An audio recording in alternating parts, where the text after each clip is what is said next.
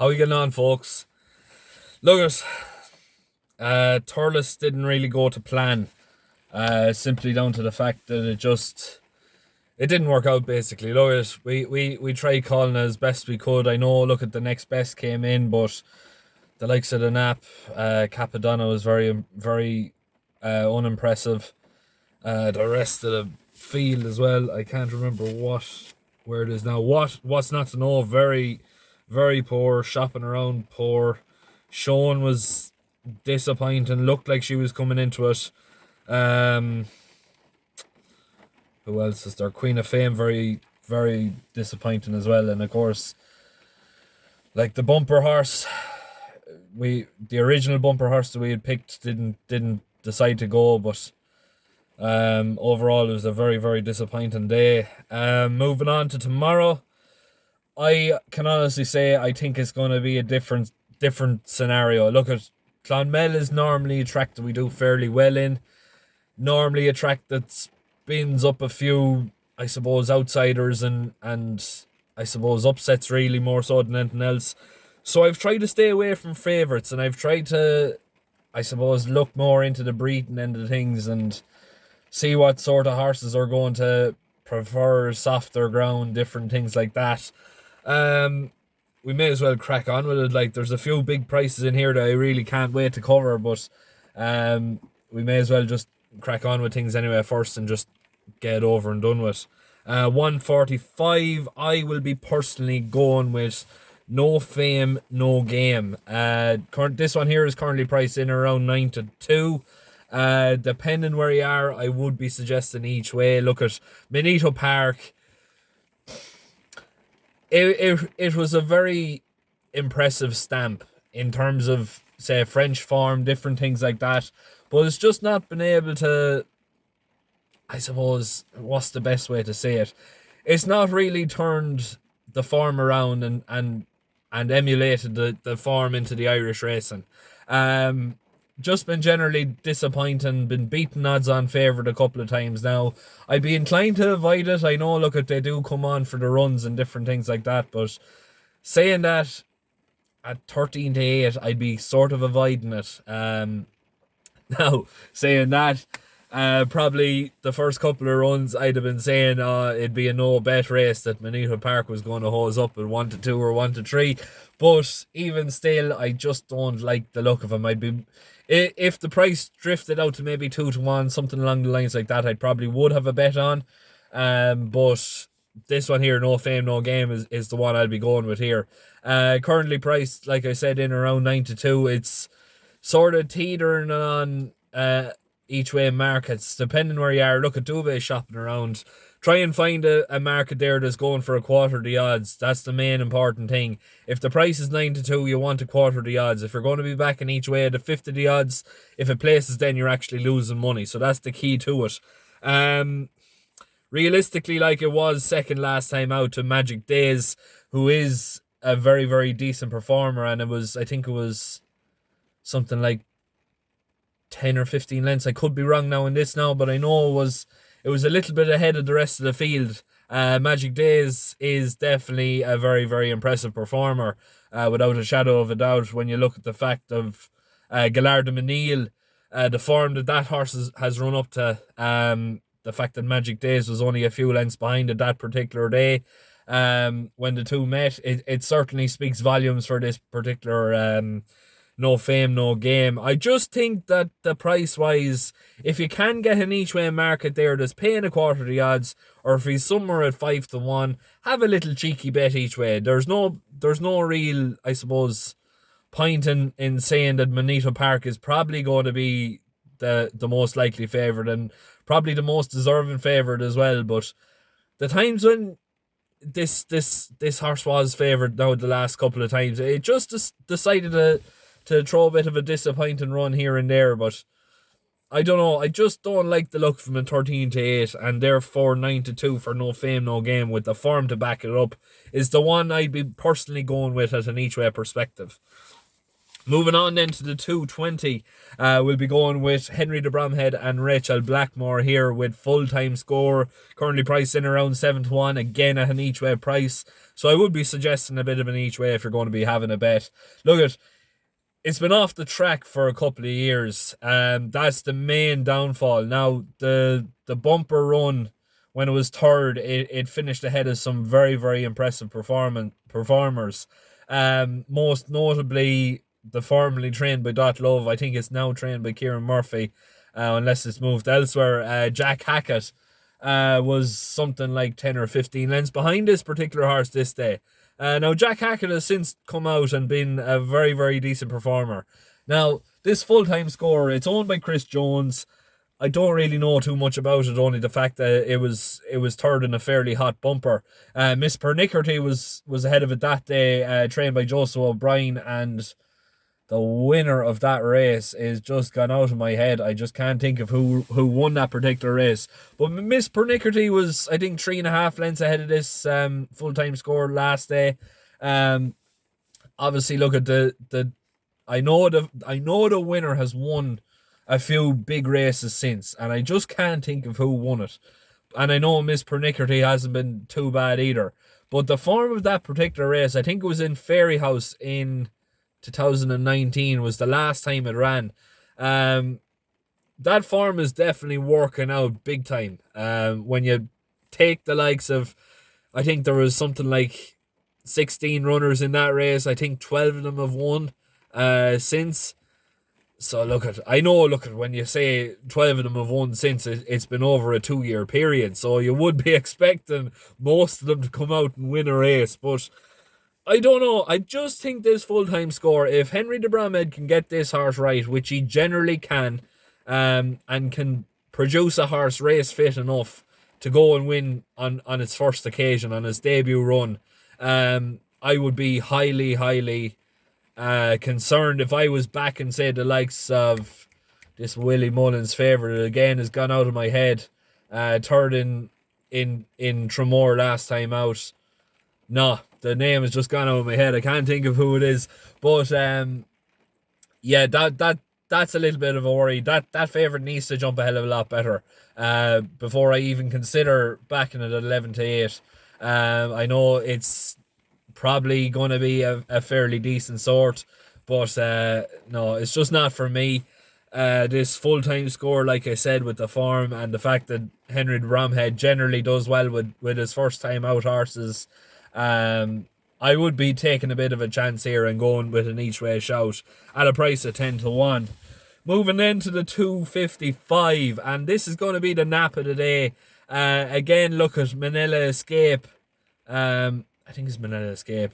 The Manila horse, anyway, for Henry de Bromhead is favourite here at even money. But Ragnar Logbrook here at 9-4 is a price I just cannot go past. Ties in with some great grade 3 enlisted form. Generally a fairly decent sort. Realistically, Manila, or this Henry de Bromhead favourite, it's only really won a maiden hurdle, and it wasn't really, what's the best way to describe it? It wasn't really the hottest of races either. This Ragnar Lodbrok has put up some very, very decent performances against some proper graded horses.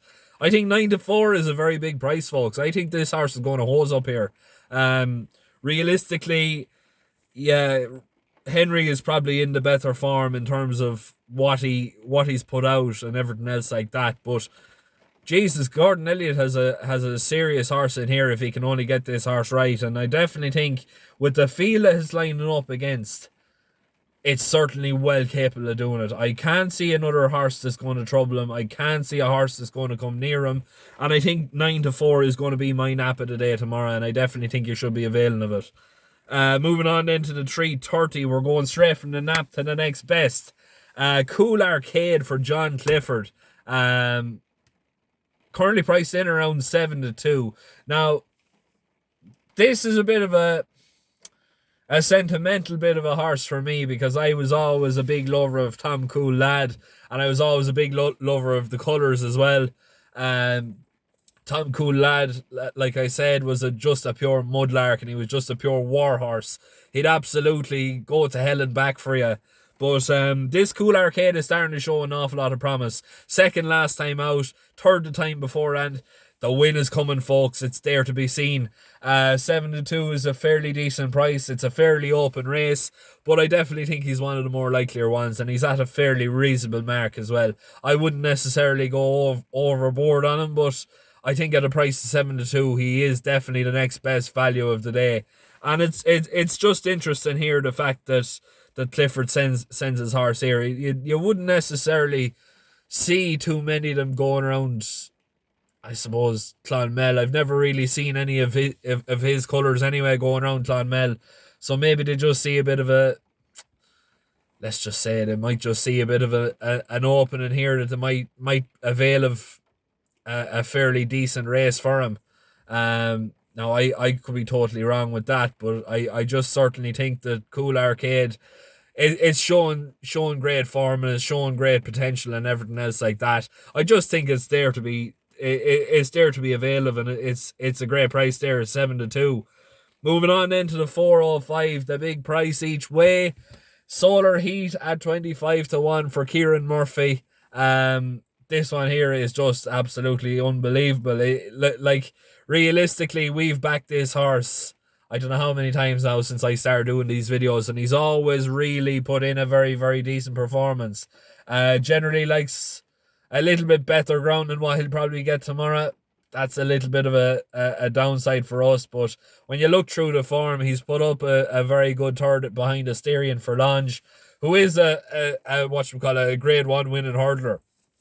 That to me is the best form in the book, and realistically he did put it up to Asterion Forlange that particular day. I just think that at an each way perspective, this horse here is the best value of the lot, and more than likely, if I suppose we get a bit of luck and running, he is going to put up a fairly decent performance and run on for maybe a place, maybe second, maybe third. Not saying he's going to win, but it's going to give you a good run for your money. Hopefully, anyway, touch wood, we'll be able to get things, I suppose, back in winning ways. And 25-1, we certainly wouldn't throw that up in the air. 435 then is going to be my patron pick of the day, so we're going to be leaving that out. And 505 is going to be Kappa Khan at 8-1 for Oliver McKiernan. And Barry Brown as well. This one here, look at it, was a very, very decent second last time out. In, I think it was Fairy House, if I'm not mistaken. So realistically, like, you're trying to patch form together. You look at the way that Oliver McKiernan's horses are running. That's a big, big plus for us. You just look at the race where that poor horse was, I suppose, handicapped from start to finish when he was held up by a horse shying away from the tape and lost 30 lengths in the process, but still finished on to be only 2 lengths off the leader. Realistically, the yard's in form, and Oliver McKiernan, when he does go to Clonmel, he normally means business, and that's probably the reason why I'm going for him. Around this time of year, you do see some of his horses come into full swing as well. So look, I'm just going to take the chance. It's a bit of a trek from Dublin to Clonmel. Maybe there's something in it, maybe there's not. I don't know, but I just think that he's great value there at an each way perspective of 8-1. And look, hopefully, with the help of God, we'll be able to get maybe, if I could get, right, out of the each way shouts, there's four each way shouts. If I could get one, maybe two, maybe Solar Heat, if he's the one that comes in at an each way price, I'll be happy. And the Nap and the Next Best come in, which I'm fairly confident they will. That will do me down to the ground. Now, just for those who might want to sign up to Patreon, it's set up to, I suppose, help fund our weekly podcast, the Irish Racing Hour on YouTube. We have special guests every week from the industry as well, say between breeders, trainers, jockeys, We even have a jockey coach coming up now in the next couple of months, so that's going to be very exciting. We look at all the aspects of the industry and we give airtime to those people that may not necessarily get most of it. Like I said, we do daily tips then for the people that help fund it. As well as that, we give away monthly prizes as well, and we've got a very exciting thing coming up now in March. So hopefully we'll be able to announce that now in the next couple of days. I can't say any more about it now though. But I leave a link in the description below. It's tenner a month. We're currently going off a profit loss of over well over 50 pints. It could be even close to 60 pints now at this stage. But realistically, the value is there to be seen. You can check over on the Facebook and Twitter pages, the Irish Racing Corner. Just for those who might be a bit skeptical signing up, we're the value is there to be seen. But look, I'm going to leave it there. If you're going to be having a bet tomorrow, the very best of luck. Please make sure to keep liking, sharing and subscribing. That's one thing I can't forget. Every little subscriber that subscribes to the Peaky blogger, it's greatly appreciated. Like it really helps me out at the end of the day. We're on a drive to a thousand subscribers to try and, I suppose, monetize the channel and try and make a bit of money from YouTube as well. So look at just a subscription there. It only takes a second, and it gets me one step closer to the goal. Anyway, that's all I'm going to say. But look, best of luck tomorrow. If you're going to be having a bet, I hope if you would have win now after the thirdest disappointment there the last day. But look, best of luck anyway tomorrow. Hopefully we'll be on the back of a few winners.